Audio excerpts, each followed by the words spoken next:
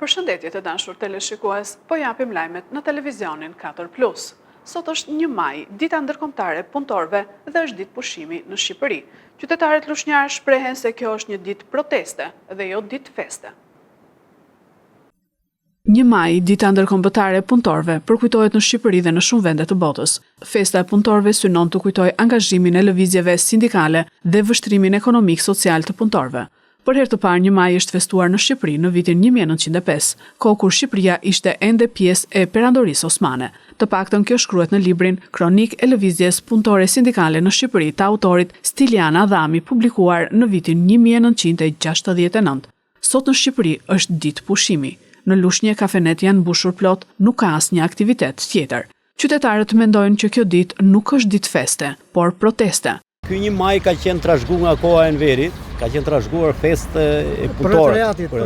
Po në fakt që në gjithë botën bëhet festë për grevë për punëtorët. Po në Shqipëri është njohur si festë dita e punëtorëve. Tani kështu është festuar në Shqipëri dhe kështu ka ngelur. Ju si mendoni si duhet jetë? Kjo si duhet jetë? Kjo duhet jetë festë punëtorëve. Ashtu protestë punëtorët, po siç është trashëguar nga Enveri, kështu nga duke ne ngrihet njëri. Kujtime janë këto punë, kujtime janë to. Kujtime janë të 1 maj mem, po 1 maj njëri datë historike.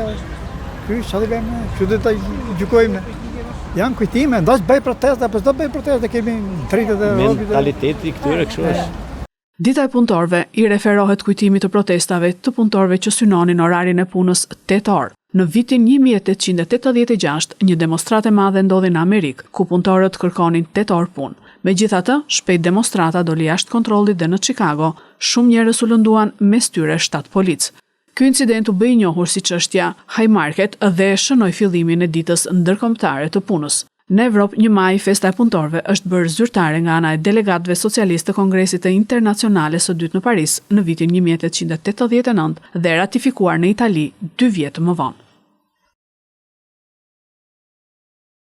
Punojësit e kompanisë Bankers Petroleum në një protestë organizuar nga sindikata e sektorit hidrokarbur para zyrave të kompanisë në Marines kërkuan mos injorimin e kërkesave të tyre, por plotësimin e kërkesave. 10 punonjës të kompanisë Bankers Petroleum janë ngritur mesditën e sotme në një protestë organizuar nga sindikata e sektorit hidrokarbur. Me pankarta në duar, ata janë mbledhur para zyrave të kompanisë në Marines. Në fjalën e tij, kryetari i sindikatës Dritan Shahu i ka bërë një thirrje të drejtpërdrejtë edhe të fortë shoqërisë Bankers dhe drejtuesit të saj, Hong Ping, që të ndalojnë si injoruari zërin e punonjësve, duke u ndalur në disa kërkesa kryesore.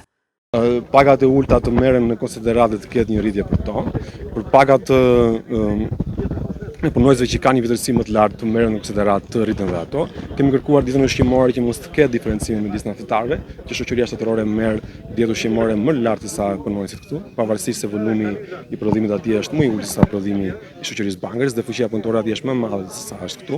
Kjo janë të drejta që ne kemi konsultuar me punonjësit, kemi parë volumin e punës që bëhet, kemi parë tregun e pagave të punës në tregun se sa janë pagat sot në Shqipëri dhe kemi menduar dhe gjykuar që pagat e naftatarëve do të jenë mbi mesataren dhe më lart se sa mesatarja. Dita 1 maj është një ditë simbolike për punëtorët, sidomos për naftatarët që janë përkas një industrie shumë vështirë, ju e shikoni vetë sa plurë, sa ambient dotës është këtu, dhe padyshim që këta njerëz duhet të dëgjohen.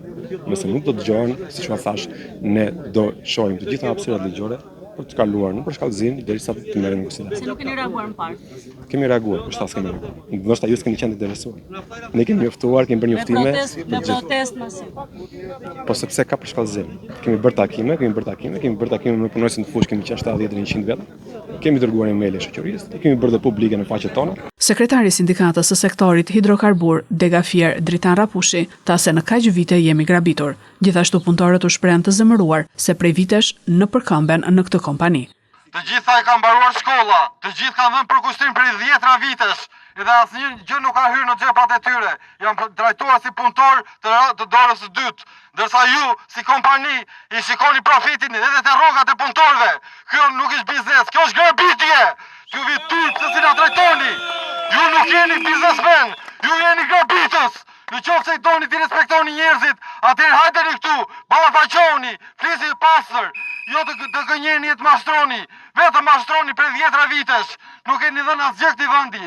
Vetëm keni marr atë që ka që jona. Meritokracia këtu është sipas preferencave. Kërkojmë rritje pake me dinjitet dhe jo me mik dhe me shok. Thjesht meritokracia. Unë jam drejtues operator në fushë. Për sa vite është punon? Unë jam 18 vjet këtu. Po, në kapitalizëm kemi ligjin, pronën edhe meritokracinë. Të treja ato nuk zbatohen këtu. Meritokraci, ligj edhe pronë. Të treja janë të shtypura këtu. Si në gjithë Shqipërinë, jo veç këtu, po sidomos këtu. Organizatorët kanë pohuar gjithashtu se nëse zëri punonjësve nuk do të dëgjohet, atëherë protesta e sotme do të jetë vetëm fillimi një rruge të re drejt protestave që do të përshkallëzohen. Policia e Lushnjës, Divjakës dhe Fierit ka vënë në pranga 6 shtetas, 3 prej të cilëve ishin në kërkim kombëtar. Specialistët e seksionit për hetimin e narkotikëve kapën dhe ndaluan shtetasin e shpallur në kërkim SL 52 vjeç për veprën penale prodhimi dhe shitja narkotikëve. Policia e Lushnjë kapi shtetasin HL 32 vjeç, banues në Lushnjë i shpallur në kërkim nga DVP Durrës për veprat penale vjedhja dhe mashtrimi, pasi nuk i ka paguar qeran e 4 muajve shtetasit PL, banues në Durrës, si dhe i ka vjedhur sendet shtëpiake. 32 vjeçari u dorëzua shërbimeve të drejtorisë vendore të policisë Durrës për veprime të mëtejshme. Shërbimet e komisariatit të policisë Divjak arrestuan në flagrancë shtetasin EG 57 vjeç, banues në Divjak, pasi u kap jashtë banesës, ndërkohë që ishte me mas siguri arrest në shtëpi për veprat penale kanosja dhe prodhimi dhe mbajtja pa leje armëve të ftohta. Shtetasi i shpallur në kërkim LA 54 vjeç, banues në fshatin Cakran, u ndalua nga policia e Fierit, pasi dyshohet se ka kanosur shtetasin HS 73 vjeç për të tërhequr kallëzimin e bërë në lidhje me një aksident rrugor. Po nga këta polic u arrestua në flagrancë shtetasi AB 35 vjeç, banues në Patos, pasi dyshohet se ka ushtruar dhunë ndaj bashkëshortes së tij. Specialistët e sektorit të qarkullimit rrugor arrestuan në flagrancë shtetasin FH 22 vjeç, banues në Cakran, pasi ditën e djeshme në Cakran, automjeti që drejtonte ka përplasur këmbësorin shtetasin AQ 59 vjeç, i cili ndodhet aktualisht në spital nën kujdesin e mjekëve. Materialet procedurale ju referuan prokurorisë pranë gjykatës së shkallës së parë të jurisdiksionit të përgjithshëm Fier për veprime të mëtejshme. Kriza parlamentare në Kosovë vazhdon prej 2 muajsh. Sot nuk u arrit asnjë marrëveshje mes PDK-s dhe lëvizjes vetëvendosja. Kriza parlamentare vazhdon në Kosovë. Kryetari i PDK-s Memri Krasniqi u takua sot me kryetarin e lëvizjes vetëvendosja Albin Kurti. Kryetari i PDK-s, Krasniqi para mediave pas takimit tha se takimi ka zgjatur 1 orë dhe ka kërkuar Kurtit ndryshimin e propozimit për kryetar të Kuvendit të Kosovës.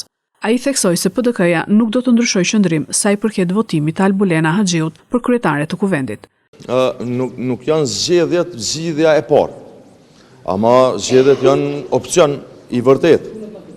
E kemi përmend, nuk kemi diskutuar për çështme, por kemi përmend që nëse ka një blokadë, nëse vërtet ka një këmbgulje, një kryenetësi nga ona vetëvendosjes, që me thonë ja Albulena ja hiq, me bo ma transishme Zujën Haxhiu që po thu thash se so krejt institucionet e Kosovës, atëherë dorën zamër, ma mirë me shku në zgjedhje edhe njerë.